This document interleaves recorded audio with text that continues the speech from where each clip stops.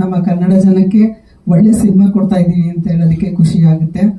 ಮತ್ತೆ ನಮ್ಮ ಪಾತ್ರದ ಬಗ್ಗೆ ಹೇಳ್ಬೇಕಂತಂದ್ರೆ ತಾಯಿ ಆಗ್ಲಿ ತಂದೆ ಆಗ್ಲಿ ಒಂದು ಒಳ್ಳೆ ಲೈಫ್ ಕೊಡ್ಬೇಕು ಮಕ್ಳಿಗೆ ಅಂತ ಪ್ರತಿಯೊಬ್ಬರಿಗೂ ಆಸೆ ಇರುತ್ತೆ, ಅದನ್ನೇ ಮಾಡ್ತಾರೆ.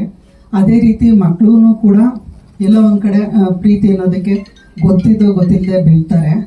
ಇದು ಎರಡನ್ನೂ ತೂಗಿಸ್ಕೊಂಡು ನೋಡುವಾಗ ಯಾರೇ ಆಗಿರ್ಲಿ ವಿಷಯ ತಿಳ್ಕೊಂಡು ಎಷ್ಟರ ಮಟ್ಟಿಗೆ ನಾವು ಅದಕ್ಕೆ ಎಂಕರೇಜ್ ಮಾಡಬೇಕು ಅಥವಾ ತಿಳುವಳಿಕೆ ಕೊಡಬೇಕು, ಅದನ್ನ ಮಾಡಿದ್ರೆ ಒಳ್ಳೇದಾಗುತ್ತೆ. ಇಲ್ಲಾಂದ್ರೆ ತಾಯಿ ತಂದೆನೇ ಆಗಿರ್ಲಿ ಒಳ್ಳೇದು ಮಾಡ್ಬೇಕು ಅಂತ ಹೋದ್ರು ಏನಾರು ಎಡವಟ್ಟಾದ್ರೆ ಯಾವ ರೀತಿ ಆಗ್ಬೋದು ಅನ್ನೋದು ಈ ಪಾತ್ರದಲ್ಲಿ ಇದೆ. ತುಂಬಾ ಚೆನ್ನಾಗಿದೆ, ನಂಗೆ ತುಂಬಾ ಇಷ್ಟ ಆಯ್ತು ಪಾತ್ರ. Alvin sir thank you, Krishna sir thank you, Sunil sir thank you.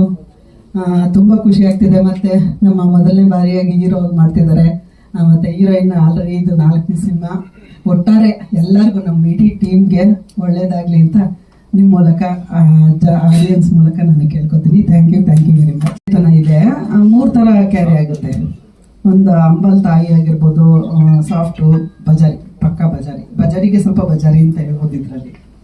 ಮತ್ತೆ ಬೇರೆ ಪಾತ್ರದಲ್ಲೂ ನಾನು ಎಲ್ಲಾ ತರ ಪಾತ್ರ ಸಿಕ್ಕಿದೆ. ನನಗೆ ತುಂಬಾ ಖುಷಿ ಆಗುತ್ತೆ, ಚೇಂಜಸ್ ಇರೋದ್ರಿಂದ ಕಲಾವಿದರಿಗೆ ಆಗ್ಲೇ ಖುಷಿ ಆಗೋದು.